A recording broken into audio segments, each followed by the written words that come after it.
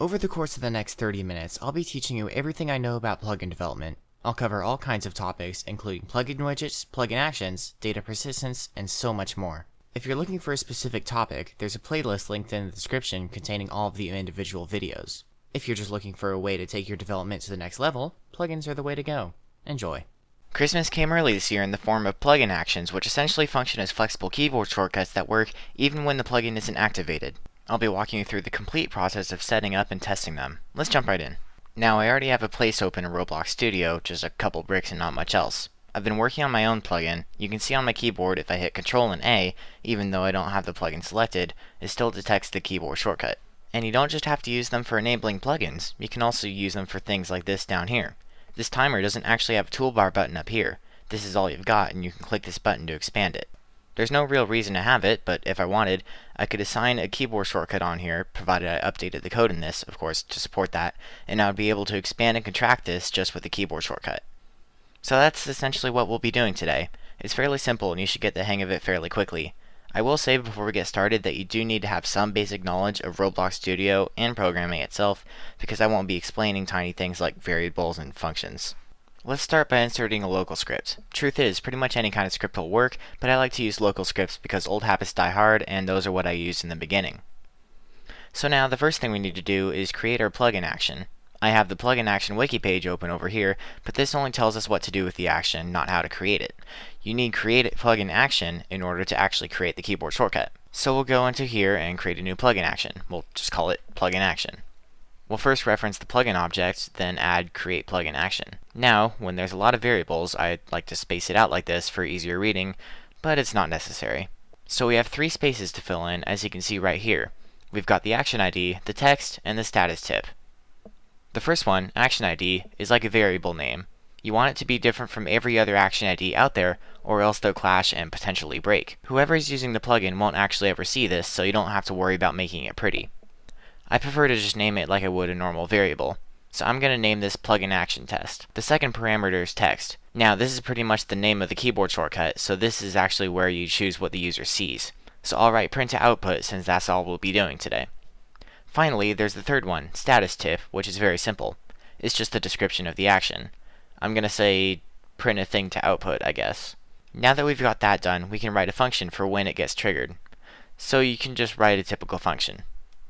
Now currently the event doesn't actually return anything, so I don't need to put anything in these brackets.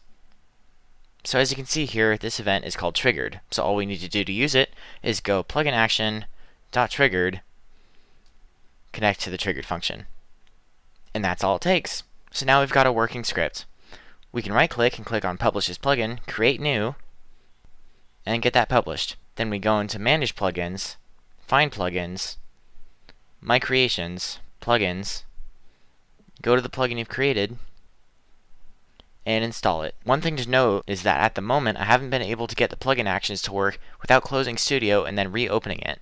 Even though the plugins auto-update when you install a new one or update one, the plugin actions don't really update along with it for some reason. This might be fixed in a future update, and I hope it does get fixed, but for now, if it doesn't work, try closing and reopening Studio. Yeah, publish, why not? So now we're back in and we can test it out. But wait, we never assigned a keyboard shortcut. Well, that's because the user has to do that. So go to Advanced, Customize Shortcuts, and then search for the action name here. So print to output is right here, and we can double click on the shortcut to change it. So what button do we want to hit to print to output? Just to make sure that it doesn't clash with any of the existing commands, I'm going to do Ctrl-Alt-Shift-A.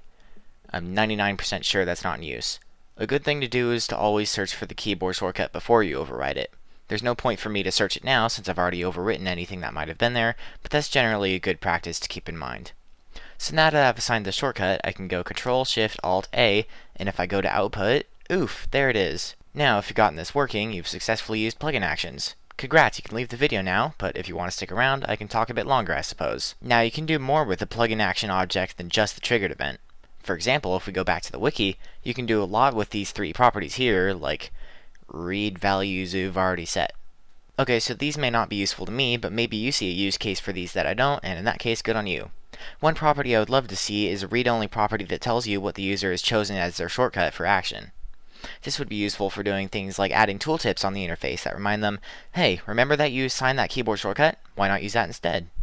Another thing that would be awesome is in addition to the create plugin action function, which is just a suggested keyboard shortcut, so that if the shortcut isn't already taken, just set it as a shortcut for that action. That way the player doesn't have to search through 3 layers of menus and find an action that they might not even know the name of in order to enable its use. But overall, this is a fantastic addition to Roblox, and I am glad to see such great updates coming out. That's all. See ya. Lua widgets, also known as plugin GUIs, are a great way to seamlessly incorporate your plugins with the Roblox Studio interface. Let's get started. So I have this example here, and I can write anything I want and click print output, and it goes to print output. And this is not like something that's built into Roblox. This is my own plugin, and yet it can also combine into any part of the Studio interface, and it looks pretty good. Today I'll be showing you how to create this. First, as always for plugin, drop in a local script. To start, we'll be using create doc widget plugin GUI to create the interface. So in our code, we'll start with local interface is equal to, we'll reference the plugin object, and create doc widget plugin GUI. Now, the first argument is plugin GUI ID, which is much like my previous tutorial, is simply like a variable name. It's the variable name for the window. So we'll call this print to output, since that's what we will be doing inside of it today. The next argument is a doc widget plugin GUI info, which is not actually a data type that you can represent just by adding a couple extra characters. There's a wiki page specifically for this object. We'll be using doc widget plugin GUI info.new in order to create it. So if you don't want to type it out, you can highlight it, copy, and paste it. The first argument of this is initial doc state, which is an enum value. There are 5 options: bottom, float, left, right, and top. Now, float is the option for a disconnected window that you can drag around wherever you want. All the other options will actually build the window into the interface wherever you choose. To make it simple, we'll just go with float for now. The second argument is whether it's enabled or not. Of course, we want it to be enabled. The third argument is called override enabled restore. Setting this value to true will ignore the widget's previous state. For this, we'll set it to true because we always want it to be enabled when the user starts up. Float x size and float y size is the size of the window if you chose the float option for the initial doc state. Now, I actually already have a user interface for this. It's these 2 buttons right here. It comes out to 200 pixels wide and 44 pixels tall, so we'll just enter those measurements. The final 2 settings are minimum width and minimum height. If someone docks the window and tries to resize it, they won't be able to make it smaller than whatever you set these to. So, since we've already figured out our minimum size, we'll just use those same numbers here. Now, if I publish this now, I would have a blank window pop up right here. However, that's not very functional, so we're going to add some functionality to that. We'll start by dragging these 2 buttons inside of this script. That way they'll be published along with the plugin. We'll create 2 new variables to reference these buttons. So now that we've referenced our 2 buttons, we can move them to inside of the interface. So we'll say message box.parent is equal to the interface. And we'll do the same with the send button. Now there are a couple other settings we should change on startup. For instance, we want to set the title of the window. We can do that by saying interface.title is equal to print to output. Now we want it to text when someone presses the button. We'll write send button dot mouse button 1 click connect, and we'll connect that to the send click function. However, we don't currently have a send click function, so we need to write one. So let's write that. So we'll create a simple function and print the text in the message box. And now, ideally, we'll have a working widget. I'm not going to walk you through the steps of publishing a plugin again because I did that in my last video. I'll trust that you know how to do it. Now, as soon as you installed your plugin, you should have had this window pop up. Now, this functionality isn't perfect, which is why there's some extra blank space down here, but that's normal. How about I just paste whatever I have on my clipboard? Oh, that works. Print, and there it is. And of course, you can dock this in here, and you can always be able to print anything you want to output. There you go. I hope you learned something. Next week, we'll be discussing toolbars and buttons. See you then. This week, I'll be showing you how to create a toolbar inside of Roblox Studio. Toolbars and the buttons that go inside of them are essential to plugin development. Let's get started. As always, I don't even know why I say it anymore. We start by inserting a local script. So we'll start by creating the toolbar. First, we'll create a variable. As we tend to, we reference the plugin object, and then put in create toolbar. As you can see here on the wiki page, the only thing it requires is a name for the toolbar, so we'll drop that in and call it print. You can name it whatever you'd like, but for the purposes of this tutorial, I'm calling it print. Now we need to add a button to our toolbar.